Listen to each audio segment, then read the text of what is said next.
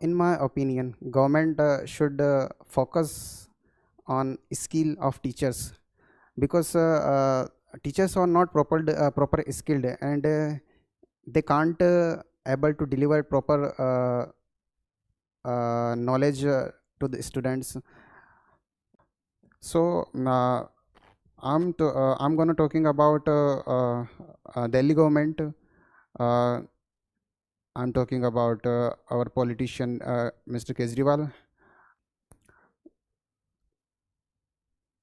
They send their teachers to abroad for getting much skills, and they come return in India, and they will be able to deliver proper knowledge and proper skills to the students, and properly train to the students, and they students are very much better other than